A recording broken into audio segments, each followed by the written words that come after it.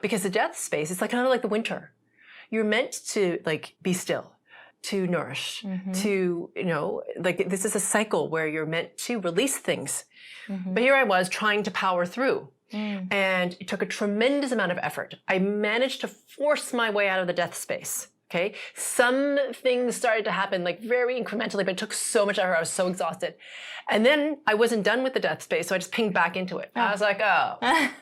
You know? That literally does sound like the winter season for people. Yeah.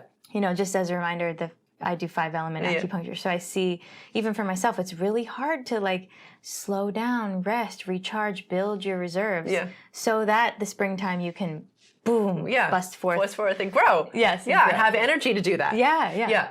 So it's similar, right? Because winter is like the natural cycle of the death space. And so anyhow, all right. So here's my advice to you, having done it. I did it twice actually, because I apparently am a slow learner. I was like, okay, I'm just going to muscle my way through again. Anyway, so I'm just going to tell you right now, the best way to approach the death space, okay, having done it not efficiently the first 2 times, is to stop. Okay, to actually be in surrender, because it's a place of absolute potential and absolute nothing, because you're tapping into the void to some degree, right? When you're in the death space. So it's a place where you can release a tremendous amount if you allow yourself to, if you're not charging around trying to do all this stuff like I was, to be in that space of stillness, to allow it. And the thing is, the death space, no one can force you out of the death space. So no matter what you do, it's you or someone else, you're going to be in it as long as you need to be in it. Like your higher self is like, you're going to be in this death space to release what you need to until you're out of it. So that's just the end of it.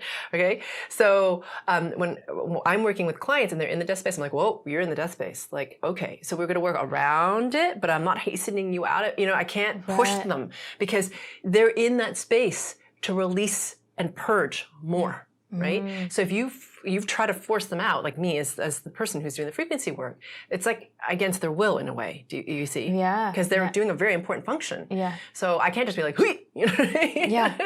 You want to honor that space. Yeah. So they can do the purging they need to.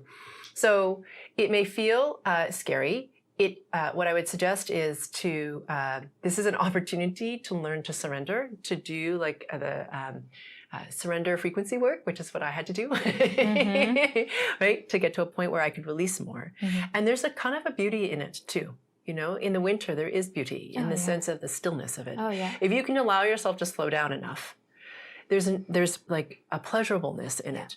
And what I'll say about the death space, it's like everything doesn't touch you. So it's like you have this like huge buffer between you and everything else. So it's like you're super neutral. It's not normal in the sense like when you're in life, right? You can feel things, you're aware of stuff. Like even if it doesn't like push you off your center, you're more aware.